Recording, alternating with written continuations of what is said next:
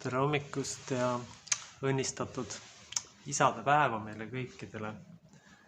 Tänase kirjakoha teemaks on tegelikult kadunud poja lugu ja teine teema on Jumal kui isa ja kas inimene talle truu ja ustav on. Inimene, Jumal kui maist isade eeskuju. Ja tänane kirjakoht tuleb tähendamissõnast kadunud pojast ja Luuka evangeeliumi 15. peatükis salmid 11–32. Veel ütles ta, ühel inimesel oli 2 poega ja noorem neist ütles isale, isa, anna mulle kätte see osa vara, mis saab minule, ja isa jagas varanduse nende vahel. Ja möödunud palju päevi, kui noorem poeg kogus kokku kõik ja siirdus kaugele maale.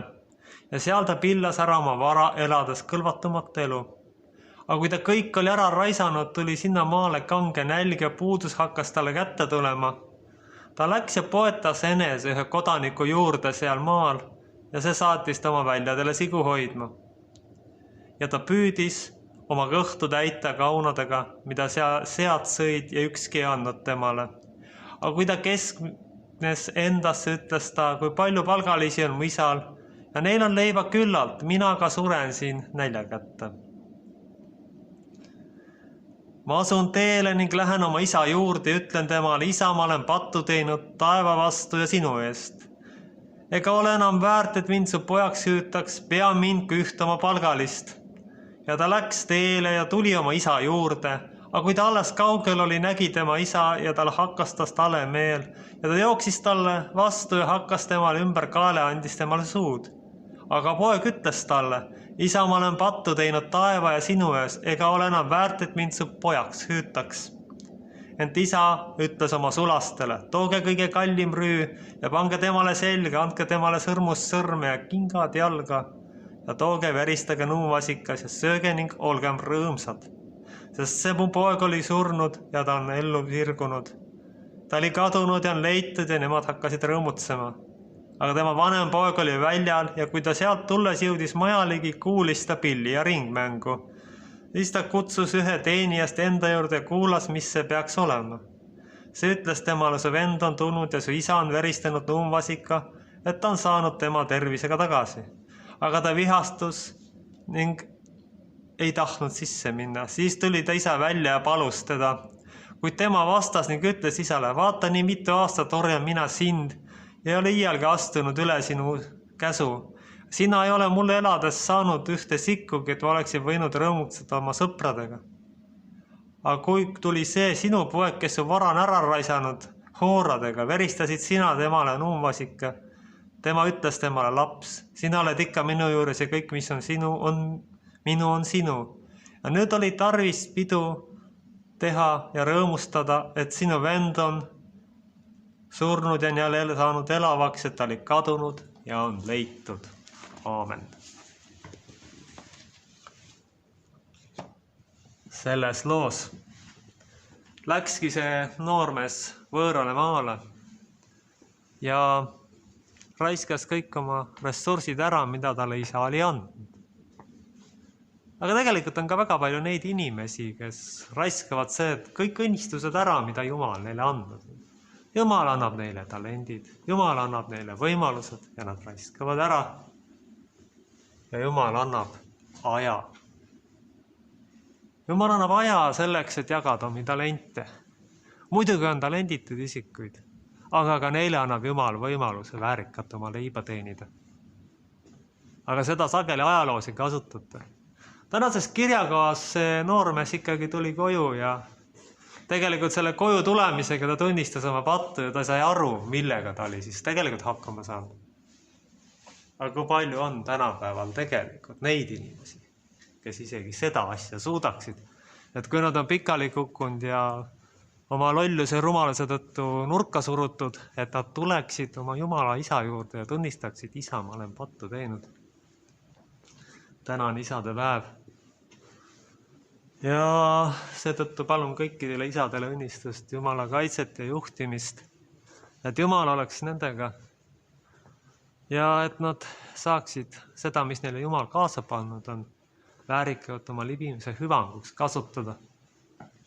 Just nimelt väärikad, sellepärast, et Jumal on maailma loonud väärikaks, mitte selliseks, kus ühel on väga palju ja teiselt võetakse kõik ära, mida tegelikult praeguse kriisiga üritatakse järjekordselt teha. Teatud kitsas seltskond üritab saada endale lihtsalt ligimese tervise arvelt raha ja ressurssi, valetades ja manipuleerides kogu ühiskonnaga tegelikult. Kogu ühiskonnaga. Aga nagu ma olen ka eelnevalt maininud, et juhtpositsioonidel on sageli jõuga pandud ja surutud need isikud, kes seal Jumala eest olema tegelikult üldse ei peaks. Kui ikkagi teadusest tehakse teadus ja öeldakse iga tüübi kohta, kes natuke kirjutada oskab, et on teadlane, no ka see ei ole ühiskonnale mitte hea. Jumal ise kindlasti seda ei kannataks, kui talenditud isikud panna võimule. Sellepärast, et see on igasuguste loodus- ja looja seaduste vastane tegevus tegelikult. See on totaalselt vastane, see on lausa ühiskonda hävitav ja destruktiivne tegevus. Võiks öelda isegi kuritegelik lausa ühiskonna vastu, panna andetud isikud võimupositsioonidele, sest see kahju, mis sellest tuleb, on mõõtmatu ja kujutletamatu. Need andetud isikud panevad kõik tee kinni ja see pole kindlasti Jumala tahtmine ja Jumala isa tahtmine. Sest kõik isad, kui nad on oma lapsega hea kontakt, siis nad proovivad ikkagi välja selgitada, mis on selle lapse talendid. Ja kas tal neid on ja kui on, mis oleks need parimad realiseerimiskohad. Aga kui ühiskond lükatakse teistele alustele, kui rollid lükatakse ära, siis mis siis lõpuks sellest järgi jääb? Mitte midagi ei järgi. Jääbki üks õudus ja katastroof. Kui prioriteedid lähevad paigast ära, mis siis juhtub? Võtame näiteks siis kiriku. Võtame meie ühe vennasrahva, võtame ingerlased. Umbes 30 aastat tagasi, aastal 91 oli seal 15 000 kirikuliiget selles luterlikus kirikus. Nüüd 30 aastat hiljem on kukkunud 3500 peale. Miks see on juhtunud? Ja see on juhtunud kõikide Euroopa kirikutega.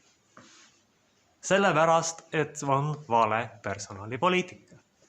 Küsimus ei ole rahas, sellepärast, et mingis Aafrika kolkakülas võib toimuda isegi vaimne ärkamine, kuigi seal mitte mingisugused ressursse. Ajaloost on näiteid ju ka, et kus ikkagi näiteks Kema Teresal ei olnud alguses mitte mingisuguseid ressursse, aga ta suutis vaimulikud maailma käima lükata. Ja ikkagi lüüa oma kogukonna ja luua oma järgijaid ja inimesi reaalselt aidata. Selle kohta tegelikult käib Jeesuse see lause. Nõudke kõigepealt Jumala riiki ja siis teile antakse kõik muu peale. Kui nüüd isikud ei hakka Jumala riiki nõudma, kui nad hakkavad tegelema kinnisvara arenduse, mingisuguste remontidega ja endal on kogudused ja kirikud tühjad. Nagu me võime siin ka näha siin ümbruskondades. Nii meie maal kui ka teistes riikides. Kirikud on tühjad, aga kinnisvara arendus käib. Kelle jaoks ma küsin te seda teete? Ma ei ütle, et see paha on. Ei, kaugeltki mitte seda. Aga ma ütlen hoopis seda, et see ei ole prioriteet. Selleks peaksid olema vastavad isikud hoopis seal, kes sellega puhtalt tegelevad. Ja vaimuliku ülesanne tegelikult ei ole mingisugune maja remontimine. Selleks peab olema vastav inimene, kes konkreetselt sellega tegeleb. Vaimulik ei ole ehitustööline ja kinnisvara arendaja. See on päris absurdne situatsioon. Et selleni välja on jõutud, see näitab, et kuivõrd mannet on antud süsteem.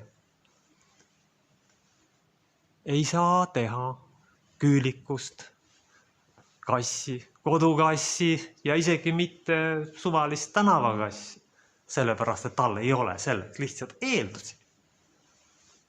Ja siis sünnibki katastroof. Kinnisvara arendajast ei saa mitte mingil juhul pastorit teha. Sellepärast, et tal on teised talendid täielikult, mitte need, mis on pastorile vajalikud. Me kaotame sellisel juhul suurepärase kinnisvara arendaja. Ja saame asemel hoopis viletsa vaimuliku, kes tegelikult oma koguduse tööga üldse peab hakkama ei saa. Olen kuulnud mõnda vaimulikku ütlemas, et ma ei saa inimestega suhelda. No kuulge inimene, siis te olete päris kindlasti kohe vale koha peal. siis te olete päris kindlasti vale koha peal ja siis ei ole see amet absoluutselt kohe mitte teie jaoks.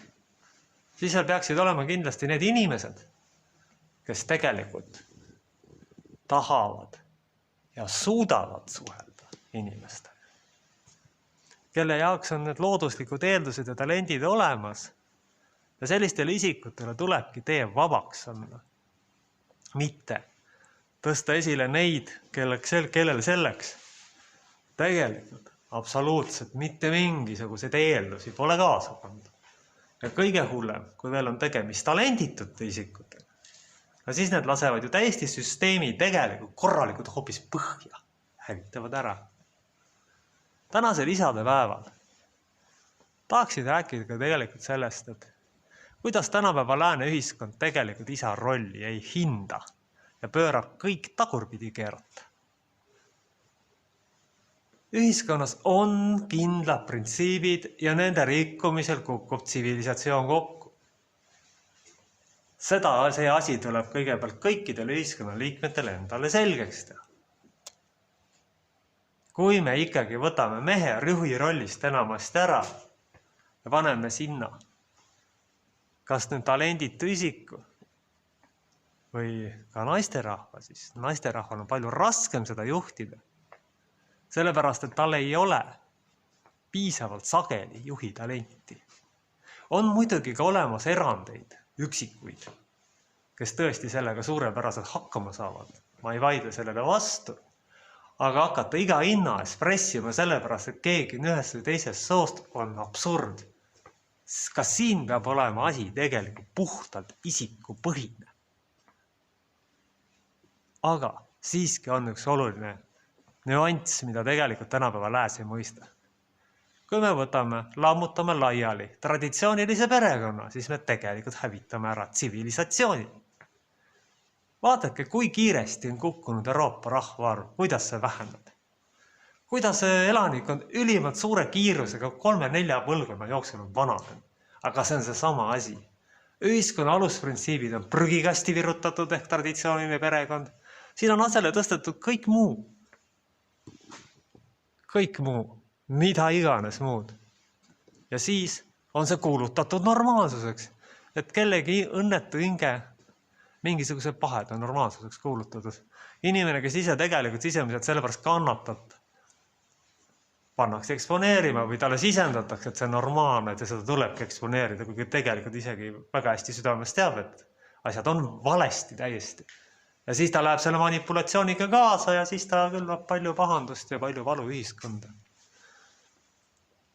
Inimesed on ära unustanud tegelikult. Oma ajaloolise mälu on unustanud ära ühiskonna alusprintsiibid. Isa on ikkagi olnud see läbi ajaloo, kes ühiskondlikus elus on aktiivsem pool olnud. Ma ei räägi nüüd sellest, et peaks midagi päriselt lukku keerama. Ei, seda mitte. Aga prioriteedid peaksid paigas olema. Sellepärast, et kui perekond ei väärtustada, küsimus on perekonna väärtustamises.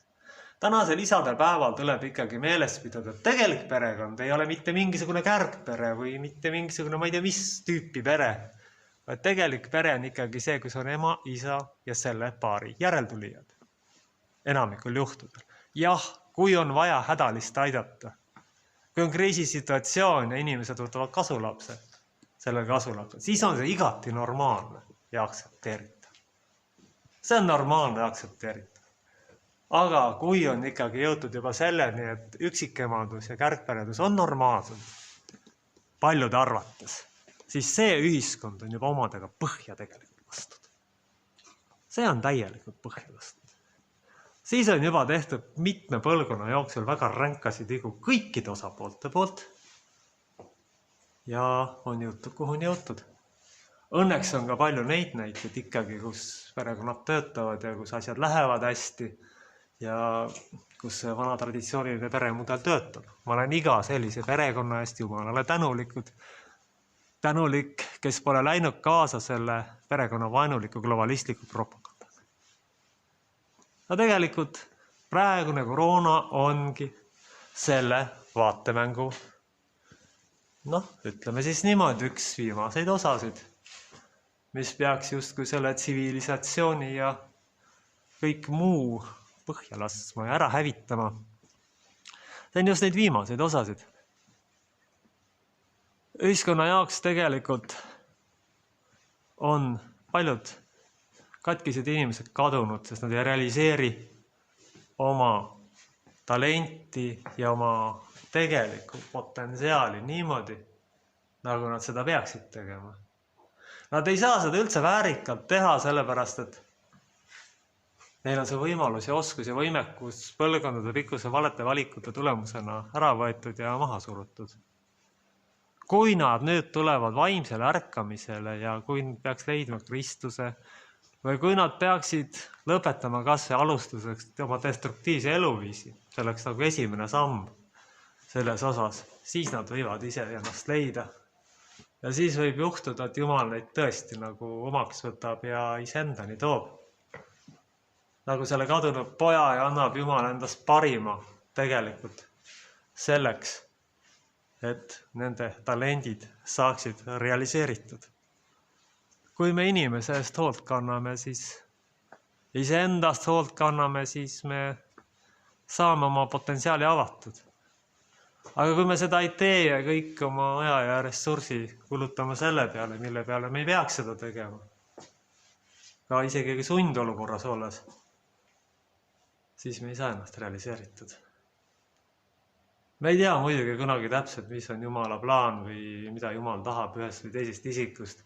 Aga Jumal ei taha kindlasti praegu rollitihkega alla surutud, hingeliselt puruks löödud ühiskonda, mis on idiootlike piirangutega lukku keeratud ja kus kõik normaalsed inimsuhted on kuulutatud kuritegelikult. Seda Jumal isa kohe kindlasti mitte ei taha. Ja rõhutan veel kord, need isikud, kes selle taga on, need lähevad sinna, kus on ulgumine ja omaste kiristamine. Ja kui mõni seltsimees siin arvab ja ähvardab, et umbes, et teeks kõikidele süstid ruttu ära, siis selle mehe koht on kindlasti Väävlijärves.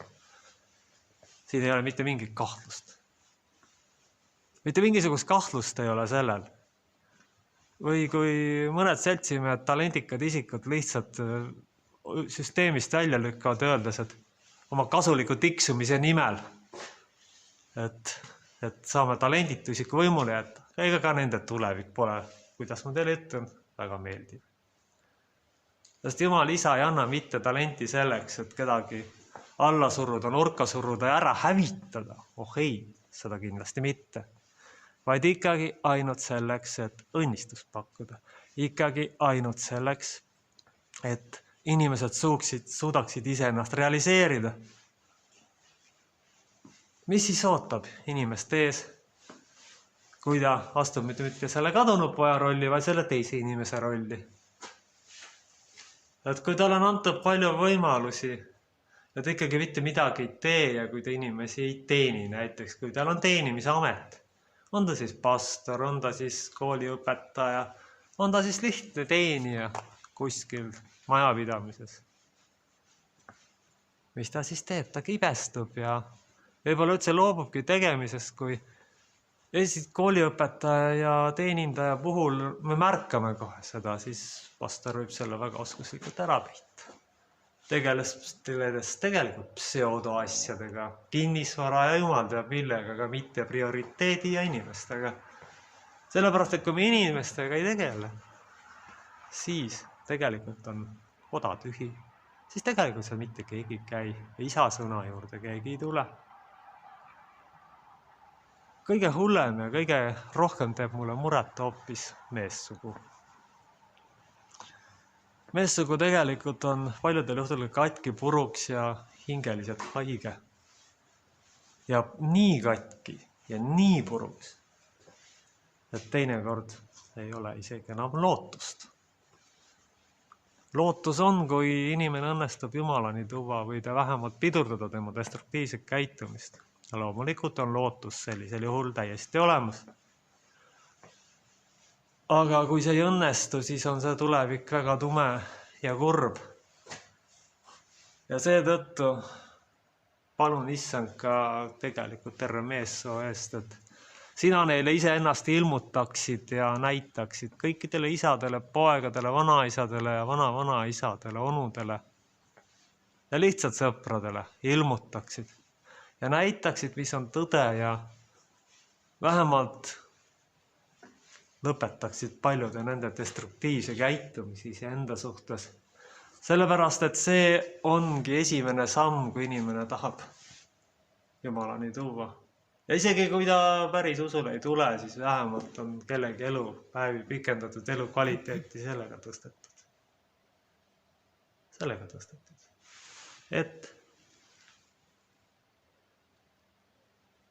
Et tema päevade mõõt on pandud selleks, mis on talle tegelikkuses määratud ja mis on talle õnnistuseks ja osa saamiseks. Issand teab väga hästi, et igal ühel meist on oma päevade mõõt. On see siis 70, 80 või mida iganes aastat, aga see mõõt on olemas.